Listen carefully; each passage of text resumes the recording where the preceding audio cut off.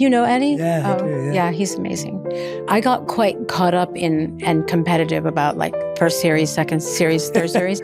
But one thing I noticed is that a lot of people would come into his practice, his studio where he taught, and they wouldn't even do the poses. They would just go and sit in front of the statue of Ganesh or light candles or prayer. And I realized, and Eddie pointed it out to me, because sometimes I would have injuries, I would be traveling and I couldn't practice yoga. And he'd say, look, are you breathing? And I'd say, yes. And he said, you're practicing yoga. So I realized that I was too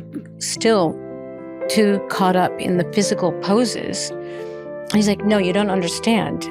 You're missing the whole point. The poses are just something that you do to breathe through, to calm your nervous system down, and to bring you back to your center. And that really spoke to me. There was a big, it was a painting on the wall of the yoga studio. It says desire and detachment.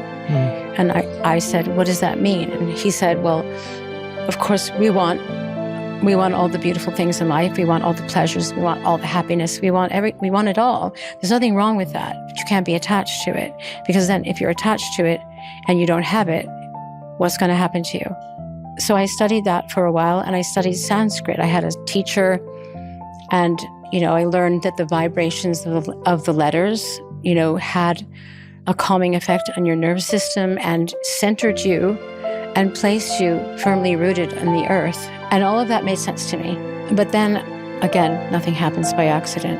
But I was pregnant with my daughter, Lola, my oldest daughter. And I suddenly realized, I was living in LA, I suddenly realized I'm going to be responsible for another human being. What am I going to teach her? I'm like a meteor, like making my way through on this planet. Like, I have great survival instincts. I have a great work ethic. Yes, I'm very ambitious, all of those things. But I was never I was just knocking them down, you know what I mean? And not looking back, I'm going to be somebody, because that's why I came to New York in the first place. I will never go back to the nobody life I had when I was a child growing up. So I definitely was fueled by an inner drive, but I would not say that I was spiritual or conscious. When I was pregnant, I suddenly realized I knew nothing.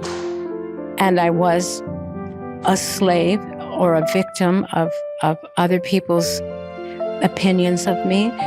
And I didn't have really, even though it looks like I was confident, brave, audacious, whatever, I deep down inside I was not. So I was at a dinner party. While you were pregnant? Yeah. I was at a dinner party at my friend's in LA, and there was a woman sitting next to me, and I knew her vaguely. She's a costume designer. She was a costume designer. Her husband's a director. And she said, oh, you should come with me to class. And I said, what class? I'm open to classes, by the way. I love being a student. So what's the class all about? She said, there's a teacher there. It's something called Kabbalah. It's next to a synagogue. And I was like, wait, so he's Jewish? And she said, yeah, but it doesn't have anything to do with being Jewish. It's just a belief system, not a belief system, like a philosophy about life that, you could learn a lot from. And I said, okay, I'll go. So I did. And that's how I met my teacher. And I literally would sit in the back of the class for years. Mostly men were in the class at the time. It was, but everything that he said seemed to make so much sense to me and gave me courage to be who I am and who I'm meant to be, and made me actually think about intention and a real sense of purpose. Because my sense of purpose can't just be, I want to be rich and famous, or I want to be popular, or I want to sell a lot of records, because none of that lasts.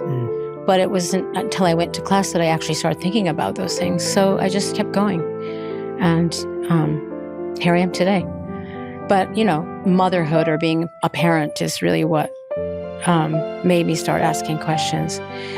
that I most likely I should have asked them sooner, but I didn't because I was just caught up in myself.